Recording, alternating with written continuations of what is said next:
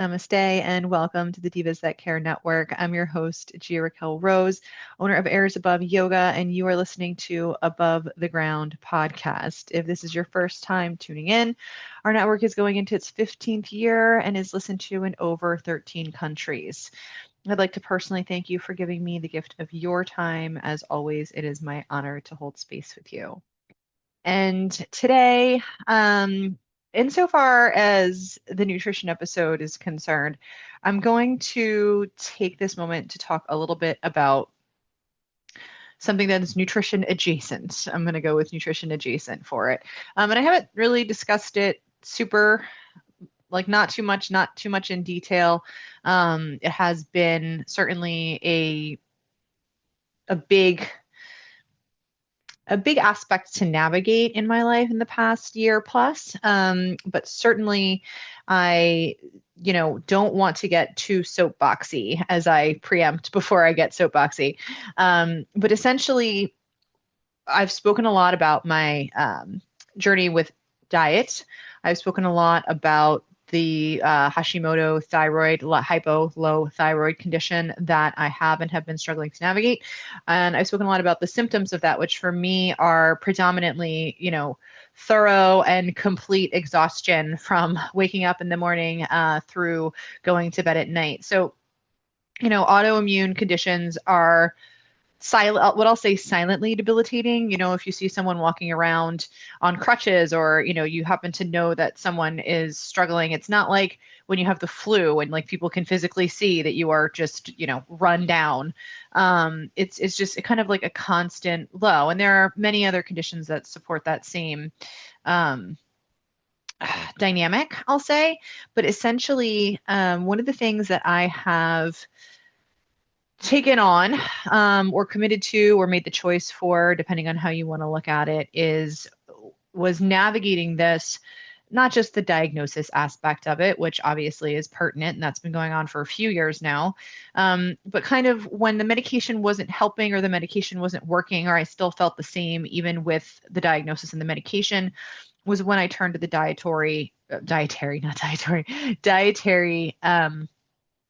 changes and the true conscious choices and discipline that it came with, right? So, and again, this is never a criticism of others' choices or condemnation of how people choose to live. It's just the process I had to go through because nothing was working for me. And I was tired. I am still tired of feeling that way.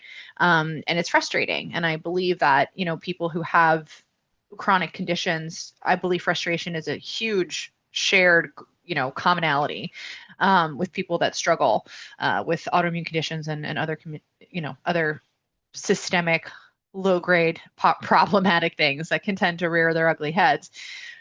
So to that end, I will go over briefly kind of how I came to this. And I had tried the keto diet many years ago when it first became popular. My body did not respond well to that. And frankly, I've never felt the same since I did it. No condemnation on it. It just really wasn't for me. And like I said, I always believe that dietary restrictions, fad diets, or, any sort of disciplinary choice that you make for your body and your health needs to work for your body. It's not a one size fits all kind of a thing.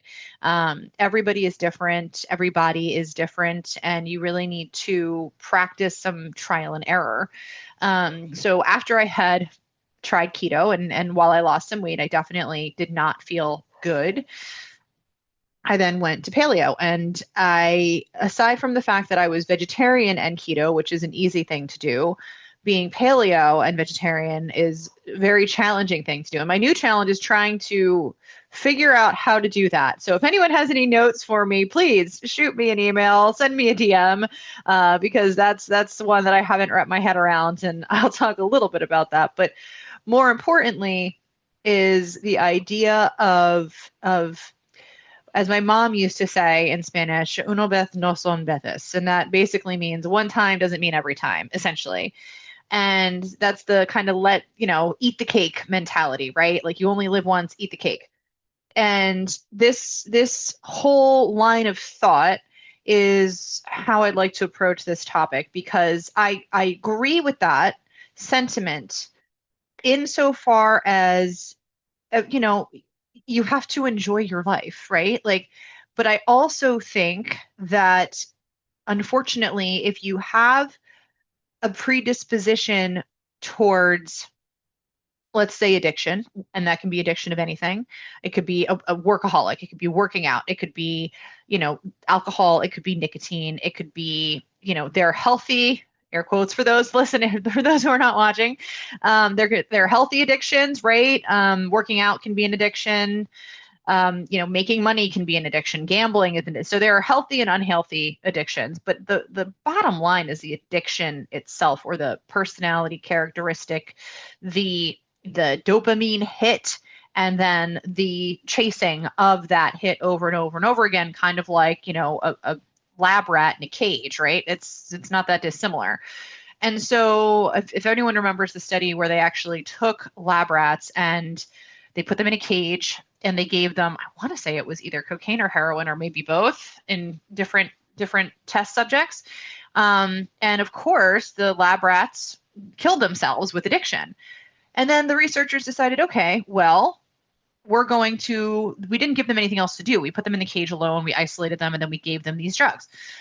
So they then gave them like lab rat great adventures or lab rat theme parks, whatever you want to call it, and then put them in a cage, a container with other rats. And guess what?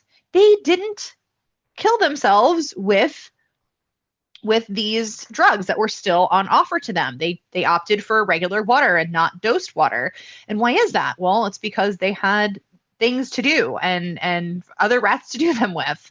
So please Google that study for the specifics, as I am really glossing over it and certainly don't want to take any credit for the researchers that proved that. But the thing that's really important for me to recognize is that when it comes to dietary restrictions, I truly believe in trial and error. But when it comes to cheating, and I've mentioned this before with my diet, and it had it really rear its ugly head again recently, and I'm going to use the lovely potato as my metaphor for this. So on a paleo diet, potatoes, white potatoes specifically, are kind of frowned upon. They're not technically a grain. You can consume them. They are a root vegetable, but they're kind of an empty carbohydrate. They don't serve a lot of nutritional value and function in the body, especially so when you know, make them or process them in a way that makes them taste delicious, but even less healthy for you, aka the French fry or the mashed potatoes mixed with dairy, butter, and cream. And so while they are delicious and, you know, it's very hard to pass up. I have recently, there was an eat the cake, let them eat cake, you only live once moment for me, where I was sitting next to my friend. I usually order a burger without a bun and a very sad salad next to it. And my friend got a burger also without a bun, but she got the truffle fries. And I just, in that moment, wanted those stinking truffle fries. And I have been to this restaurant many times, and I happen to know that they use soy in their deep fryer. And soy, for me specifically, and for the paleo diet, is a big no-no. And I said, you know what?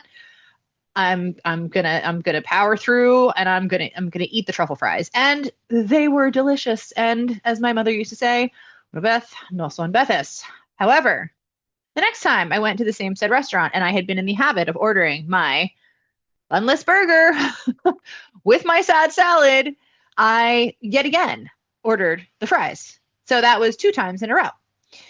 And that is where, as much as I love my mother, and may she not roll over in her grave when I, you know, negate her saying, the Spanish saying, essentially therein lies the rub, which was also a saying of hers. So there you go, Mom. 2 for 2.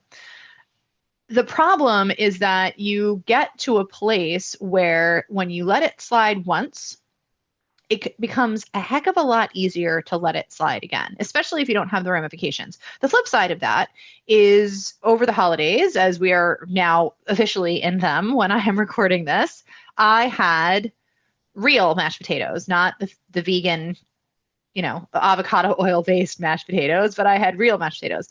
And I will tell you, maybe it was the dairy. I'm not entirely, can't put my finger on it, but I had a physical, a not pleasant reaction after eating them. And so it's like, there it is. So there we know that was not positive. I will say I did not have a physical reaction to the French fries, which makes it easier to do it a second time, right? That's where the crux is. If it's a pain point, you're not going to do it again. If it's not a pain point, you just know it's not the best choice you could make, makes it a lot easier to continue with that choice. So remember when I said I wasn't going to get on a soapbox? A little late for that. The reason that I use the illustrious French fry and the potato as my preface for what I'm about to dive into is because I think that it is a fairly relatable metaphor for what I have yet to discuss, which is what we're going to dive into right now. So keep the idea of the French fry and the ease of transition with the French fry as I completely open up and share this little story with you guys. So when I chose to become paleo, I did it in stages. The first time I had done it years ago, and I will say, unfortunately for me, my body does do well with meat on my diet. I tend to get physically sick much more easily and just unwell on a purely vegetarian diet. So paleo and I will say, unfortunately, resonate well. Not for my ethical, moral, loving animal standpoint, but for my body, it tends to agree with me. Out of all of the fad diets that are out there, this one, it's essentially clean eating for the most part, unless you're eating soy-based truffle fries. But overall, it's gotten me quite well. Now, I wanted to go into it a little more gently than the last time, which was like from keto to paleo. So they're a little bit adjacent. So, and it wasn't a terrible transition. But I just feel like, the more we age gracefully, if we can, the more gentler we need to be with our bodies. And so when I chose to do it, it was 2 years ago now, give or take. And I first gave up all grains, and I did that for at least a month. Then I gave up dairy and legumes kind of together because the legumes that I was most heavily relying on, let's be honest, was hummus. So I kind of picked my battles and eased myself out of it. So it took me about two to 3 months to go from vegetarian, essentially what I was, to paleo. And in that process, I thought I had been on the medication for, let's say, about 6 months, the original thyroid medication, as a note, and I truly didn't feel better. And I thought, okay, well, I've given up grain, I've given up dairy, let's give it a little more time. So I gave it a couple more months. And this was all, let's just say, by the time it had been a number of months, I was about middle of the summer. I guess not about almost 2 years ago now, but at least a year and a half ago. And the one thing that I had not given up and that I have, consistently has been a part of my existence, honestly, since I was a little kid. I grew up European. My mother was Spanish, my father was Italian.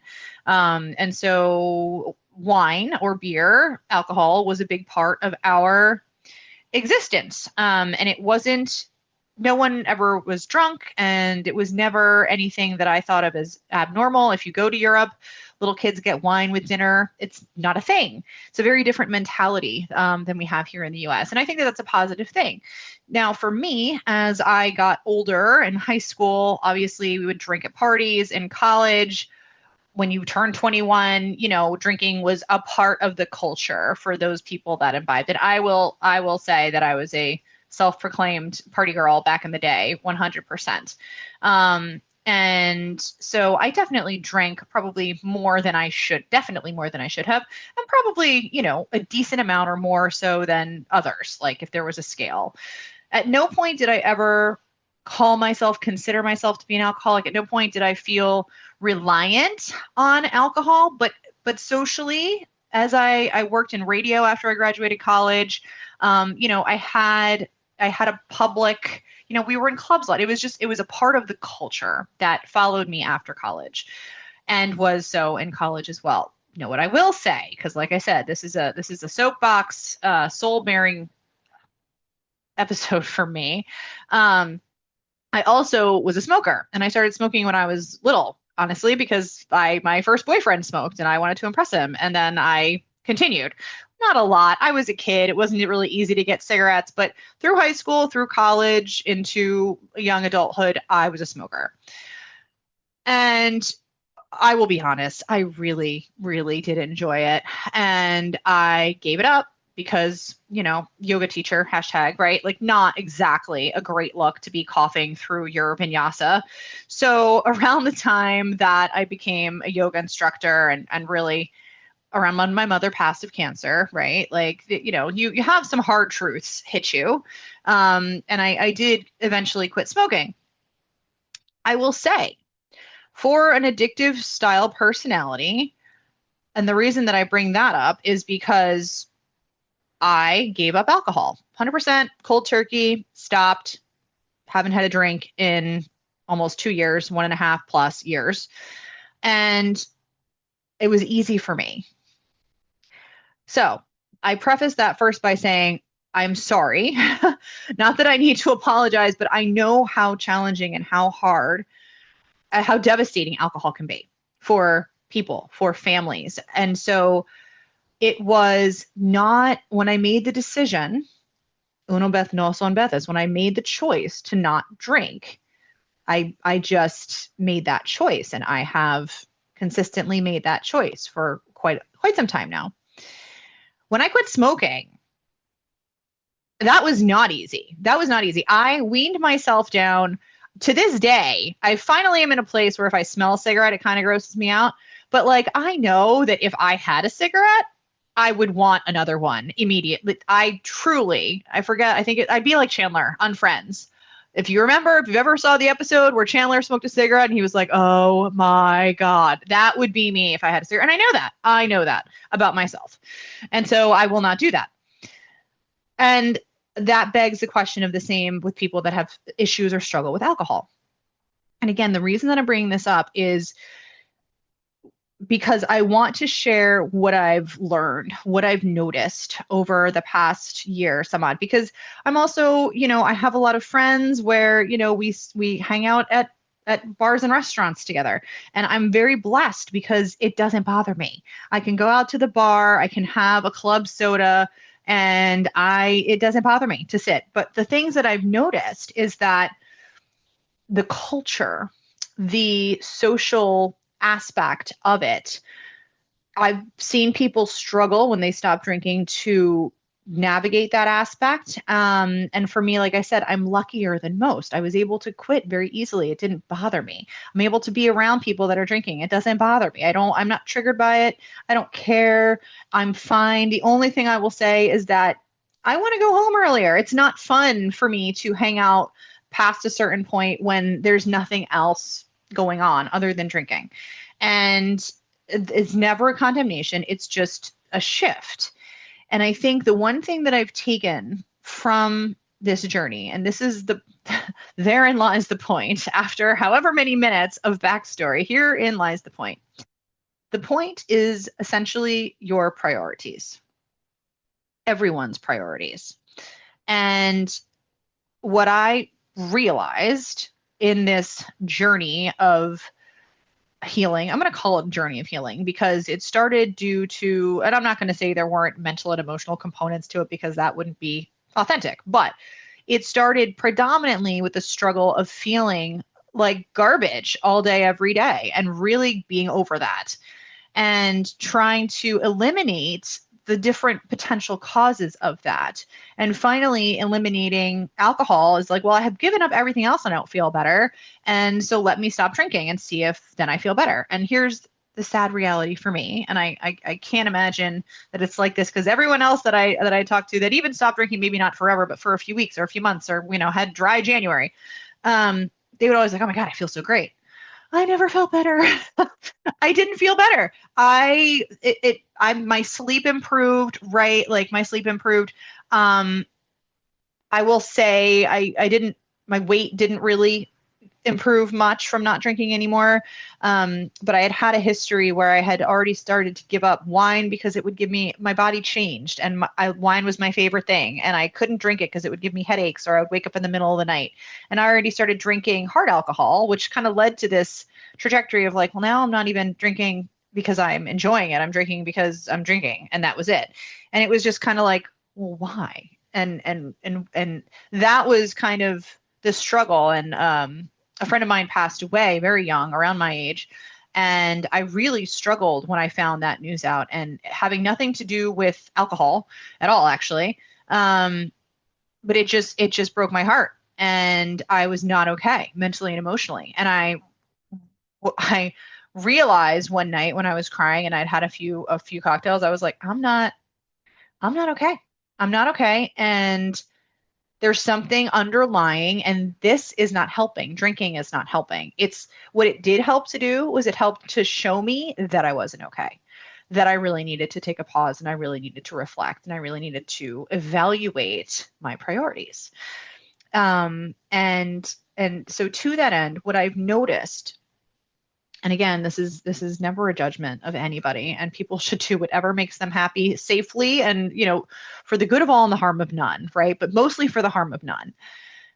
Essentially, I realized that I had prioritized my life to, you know, within reason. Like, this is not, when I say this, I don't want it to be a complete blanket statement, but I had prioritized my life with that social aspect where, that was my priority. Meeting up with my friends after work or whatever was my priority.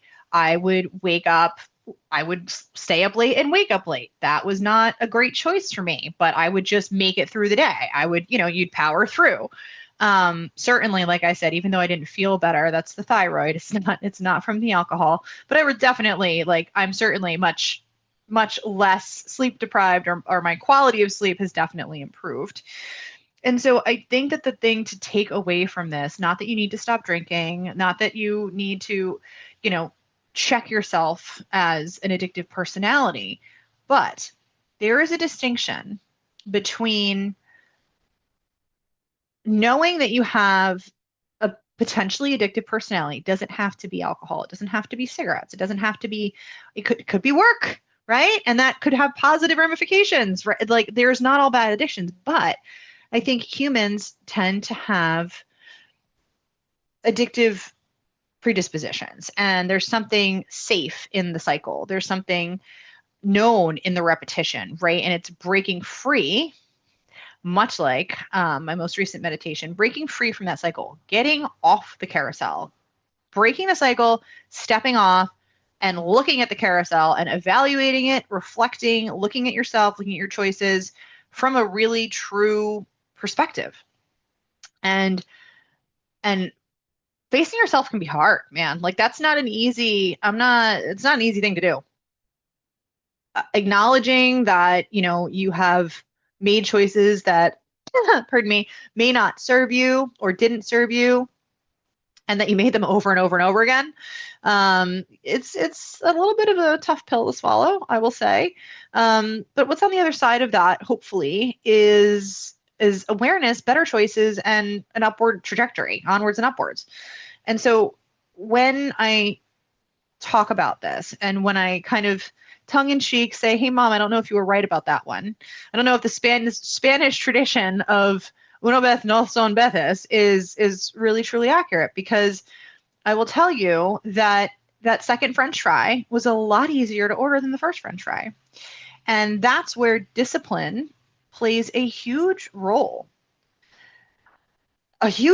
in your life choices. And, well, people will say, eat the cake, have a good day, enjoy the day. Sure, do it, fine. But I'm going to say, what's your priority? That's my what is your priority? That is my question to you. What do you want? What do you want from your life? What do you want from yourself? I recently had a conversation with a friend of mine and two beautiful young ladies, little girls who are, not even in their teens yet. And we were talking about maturity and the two aspects. And a friend of mine said, well, maturity is being responsible for something, and being responsible for, taking care of something, and, whatever it may be. I said, yeah, but there's a second part of maturity. It's being responsible for something, like being responsible for your health, being responsible for your family, being responsible for your financial well-being, being responsible for your life. There's also the accountability aspect, and who are you accountable to? And what I said to them was, right now you're accountable to your parents, you're accountable to your teachers, you're accountable to, your elders, essentially. But I also said, as you get older, you're no longer, maybe you're accountable to for my case, to my priest or to my employer, or, there's there to an authority figure. But at the end of the day, there is only, and God, right? Of course, if you believe in that kind of thing, source, whatever, universe, whatever you believe in, you are always accountable to that which watches over and knows all. That being said, ultimately, you're accountable to yourself. And that's what I told them.